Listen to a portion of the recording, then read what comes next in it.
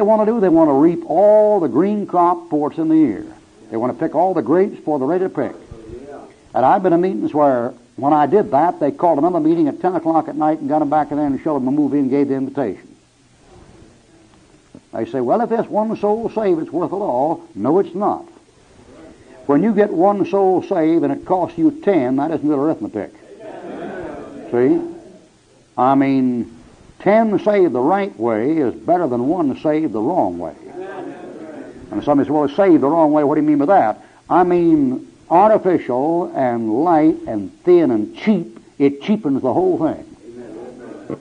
Sam Jones used to preach 4 weeks before he gave an invitation. And I mean, sinners would come every night for 4 weeks, sit there and just sweat. Just going with the chills on a man. And one time somebody finally said to him, well, why don't you give an invitation? He said, I don't believe in the scraping the bristles off my hogs to get them soaked in boiling water.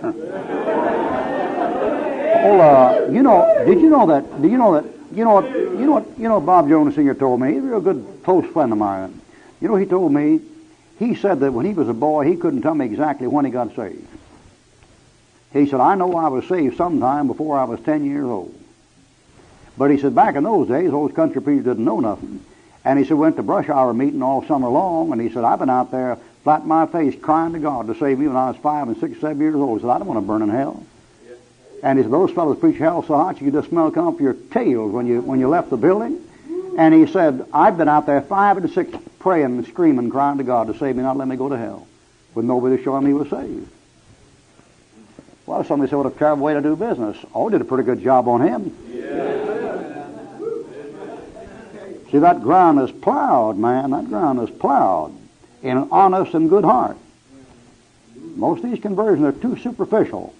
Now, I don't know how all you fellows converted. I've heard your testimonies, but not all of them. And, of course, ladies don't know how all you are saved. I've heard most of you men your conversion. And most of you fellows that are here, maybe not all of you, but most of you here, one reason why you're here is because before you got saved, the Lord just about killed you. I mean, I heard several testimonies. And some of you guys, before the Lord is saying, you're knocked down so far, man, if he hits you again, you'd have just dried up and blown away. And when you're knocked down that flat and the Word goes in, it has an effect. All right, Luke chapter 8. Luke chapter 8, verse 15. But that on a good ground are they which are honest and good heart, having heard the Word, keep it and bring forth fruit with patience.